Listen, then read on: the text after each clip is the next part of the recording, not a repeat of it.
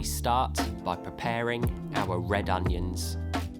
Take your red onion, chop it in half, remove the skins, and then we want to chop these julienne, or otherwise known as in long thin strips. So take your time, use a very sharp knife, very important, and slowly dice your onion into long thin strips. Pop it to one side, and we're now going to make our caramelised red onion jam. So we want to start a heavy bottomed frying pan, a nice splash of extra virgin olive oil, and we want to chuck in our red onion. We want to gently and slowly sweat off our onion until it's beautiful, translucent, soft and sweet. At this point, when your onion is beautifully translucent and sweated off, go in with a tablespoon or so of our brown sugar.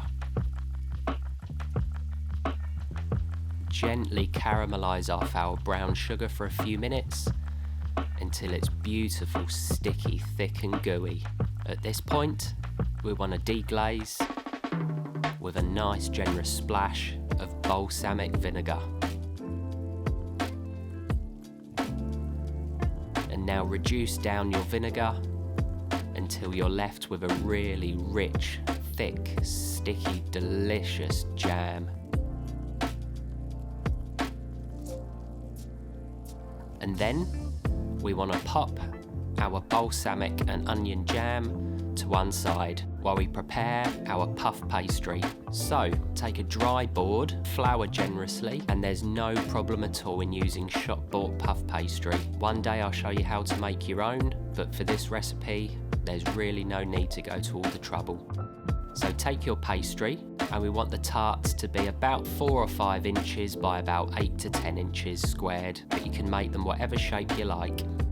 A little trick, I like to turn over the corners of my puff pastry tarts to give them a nice puffy crust. And we want to pre-cook our puff pastry tarts just to get them going. So lay them onto a baking tray, pop those into a preheated oven, 180 degrees, for about 7 to 10 minutes until they just start to puff up to become lightly golden brown. Take those out of the oven and they will be puffed up here, so just lightly tap them down and then go on with a nice tablespoon of our red onion jam.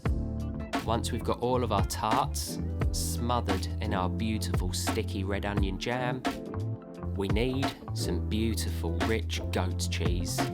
So chop up your goat's cheese into nice even little wedges, gently lay over some nice generous slices of a beautiful rich goat's cheese.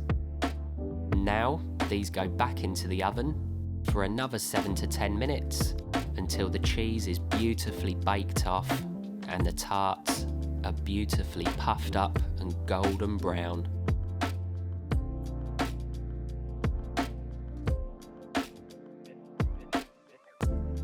Take those out of the oven, and now we are ready to serve our red onion and goat's cheese tarts.